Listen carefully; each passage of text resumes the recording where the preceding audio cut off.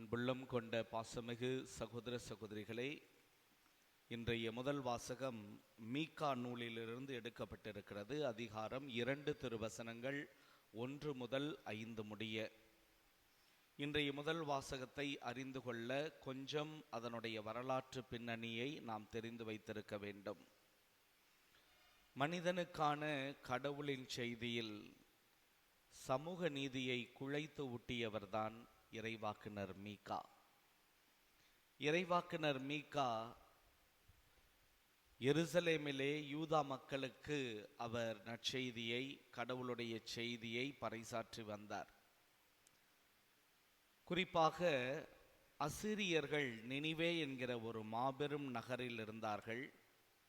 அந்த நகரை அவர்கள் இன்னும் பெரிதாக்க விரும்பி இஸ்ரேல் நாட்டை கைப்பற்றினார்கள். 722 கிமுவில் நடந்தது.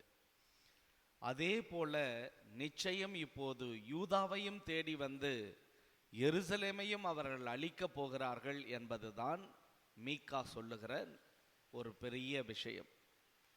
இதில் நடக்கின்ற போது என்னென்ன விஷயங்கள் எல்லாம் நடக்கின்றன என்பதை புலப்படுத்துவதுதான் இன்றைய முதல் வாசகம். வேறொரு நாட்டு மன்னன் வந்து கடவுளின் மக்களினமாகிய யூதாவை ஒரு கைப்பொருளாக பறித்து கொள்கிறானே, அப்ப தீது வெளியிலிருந்து வருகிறது என்று மக்கள் நம்பினார்கள்.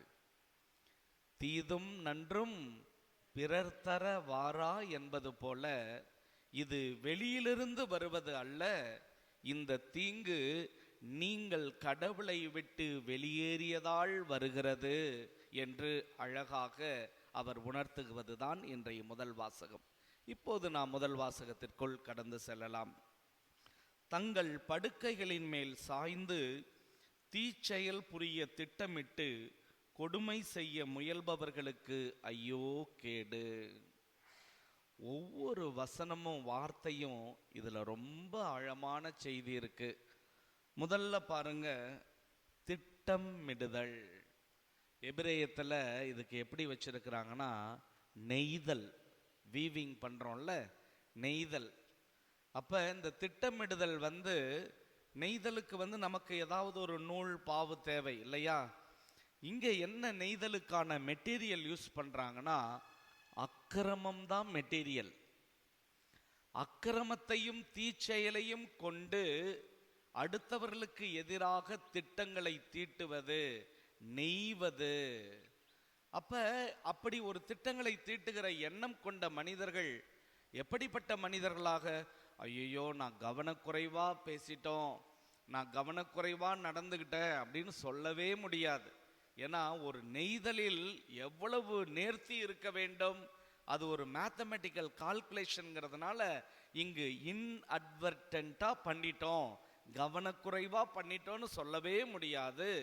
மாறாக இன்டென்ஷனலா தான் செய்திருக்கிறோம் என்பதனுடைய அர்த்தம். அன்புக்குரியவர்களே, யார் இதை செய்கிறார்கள் பாருங்கள்.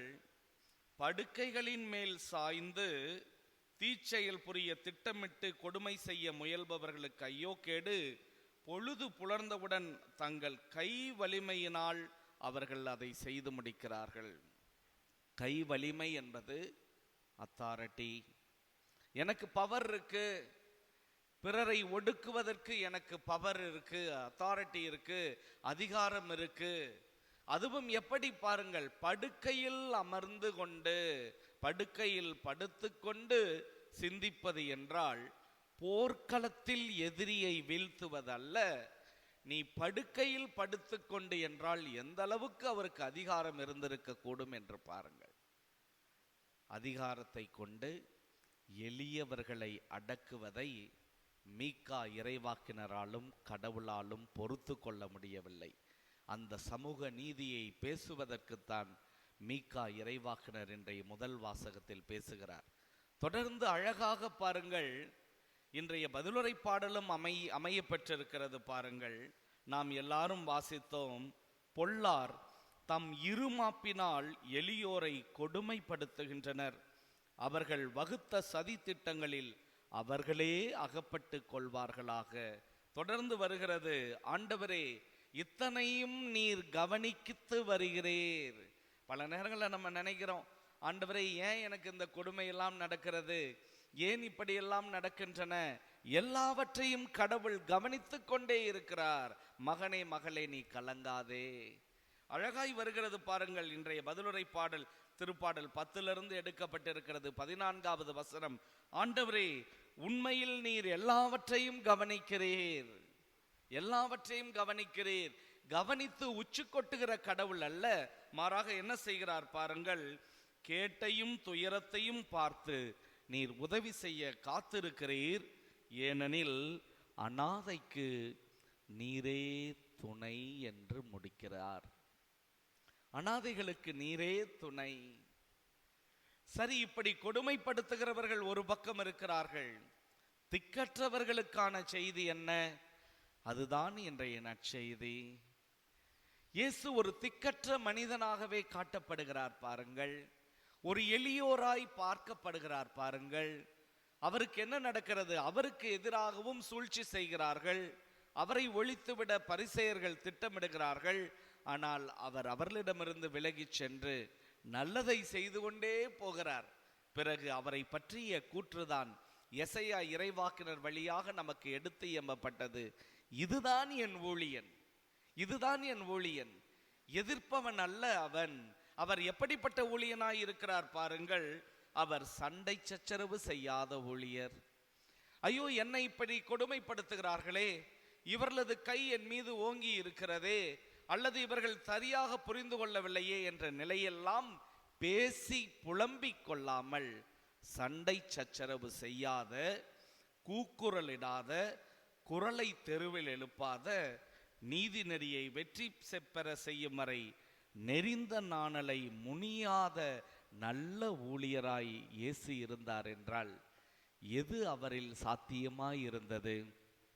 கடவுள் அழகாய் சொல்லுகிறார், அவரில் என் ஆவியை தங்கும்படி செய்தேன். தூய ஆவி நம்மில் இருக்கிற போது நல்லதை மட்டும்தான் நாம் தேர்ந்தெடுப்போம். பிறருக்கான நீதியை பேசுவோம், பிறருக்கான நல்வாழ்வை எடுத்துரைப்போம். தூய ஆவி நம்மில் இருந்தால் சண்டை சச்சரவு செய்ய முடியாது. தூய ஆவி நம்மில் இருந்தால் குரல் எழுப்ப முடியாது. தூய ஆவி நம்மில் இருந்தால் கூக்குரலிட முடியாது. தூய ஆவி நம்மில் இருந்தால் நெறிந்த நாணலை நம்மால் முறிக்க இயலாது. பிறகு எப்படி சமூக நீதி காக்கப்படுவது? பொல்லாரின் ஓங்கிய கைகளை எப்படி அடக்குவது? சகிப்புத்தன்மையும் புரட்சியே. கண்களை மூடி கரங்களை குவித்து சிறு ஜெபம் ஒன்றை நாம் ஏறெடுப்போமா? அன்பு ஆண்டவரே, நன்றி சொல்லுகிறோம் அப்பா. இன்று நீர் எங்களோடு பேசிய உமது வார்த்தைகளுக்காக நன்றி ஆண்டவரே. மீகா இறைவாக்கினர் நாள்களில் நடந்தவை ஒவ்வொரு நாளும் எங்கள் எல்லாருடைய வாழ்விலும் நடக்கிறது. பல நேரங்களில் நாங்கள் எங்களது வலிமையை கொண்டு பிறருக்கு எதிராக வாழ்கிறோம். பிறருக்கு எதிராக தீச்செயல் என்னும் போர்வையிலே நெய்து திட்டங்கள் பல தீட்டுகிறோம். எங்களை மன்னித்தருளும் ஆண்டவரே. சில நேரங்களில் எங்கள் வாழ்வு திக்கற்றவர்களாயும் இருக்கிறோம் ஆண்டவரே. ஓங்கிய கைகளை பார்த்து எப்படி எதிர்ப்பது என தெரியாமல் முழிக்கிறோம். உமது வாழ்வு எங்கள் எல்லாருக்கும் பெரிய பாடம் ஆண்டவரே. தூய ஆவி என்னில் தங்குகிற போது என்னால் கூக்குரலிட முடியாத ஊழியனாய் நிற்கிறேன். தூய ஆவி என்னில் நிறைவாய் இருக்கிற போது சண்டை சச்சரவு செய்யாத ஊழியனாய் என்னால் நடக்க முடியும் என்றால், விசேஷ விதமாய் இன்று உமது ஆவியை என்னுள் தங்கும்படி செய்யும்.